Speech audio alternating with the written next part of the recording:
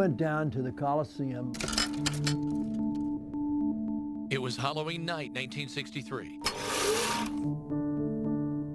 We were at the ice show. A night to remember for all the wrong reasons. It was a hell of a mess. There was a terrific explosion. The last act of the Holiday on Ice show was interrupted by a propane gas explosion, killing 74 people laying all over the ice and injuring hundreds more. And we happened to be sitting right on the place that blew up. Bob Book was catapulted to the ceiling. And hit the rafters. The chairs below would break his collarbone and his arm, but not his spirit. My first thought was, I got to get my people out of here. He found his 9-year-old daughter unconscious. About every bone in her body was broken. People were screaming. He thought her best hope, Flames were going on.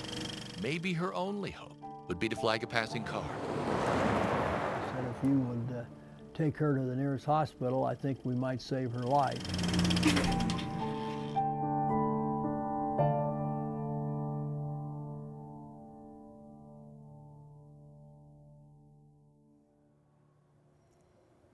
It was very difficult, of course, because he said they gave me last rites and thought I wasn't going to live. 48 years later, Nancy Book Fletcher can't remember I don't remember. what her father can't forget. She doesn't have any recollection of anything. But she's heard all about it. How she slipped into a coma after brain surgery, and how her father passed the time talking to her, even singing to her their favorite song. My dad has told me, you know, he played guitar and he sang that song to me. I would sing Scarlet Ribbons. Yeah, it was his song to me. In our town, no scarlet ribbons.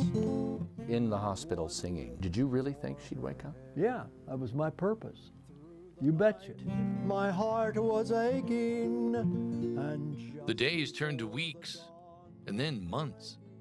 And then just as suddenly as it occurred, I just walked in and there she was. it was over. Daddy, get me out of here. I want to go home. Greatest sound I ever heard. But the story doesn't end there. In fact, the Books are about to read another very important chapter in their life that neither one of them knew anything about, until a 50-year-old secret turned up in this mailbox. I know something that you don't know. And I got the letter and was sitting at my kitchen table reading this letter and wept. As I sat on the other side of the room, behind the curtain, I would listen to you talk to Nancy. A 19-year-old single mother, Karen Fuller, sat on the other side of that curtain with her own daughter, listening and now remembering. I heard you talk to her about a song that she liked, that you sang to her about scarlet ribbons. She had a suspicion that what if, Gosh, if I could find a record of the song. what if she were to buy that record and play it for Nancy on the hospital phonograph when her father was away? To make sure that your daughter still heard your song? Heard my song, or our song. I'll just put it that way, our song. Could the song that bonded father and daughter together be enough to bring her back to him? All of a sudden, she opened her eyes and said, I want to go home. And I didn't know what to do. My child. Life was renewed. A roommate retreated into the background, and a secret was born. Some scarlet ribbons Never told a soul that she had a part in this. for my head. Until the letter. You needed to bring it full circle. I did.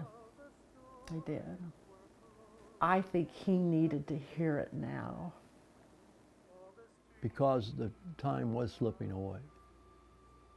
That was her statement to me. These two are now much closer after 48 years to the end of their stories than the beginning. But now, all can take solace in knowing the entire story and knowing that it is bigger than both of them.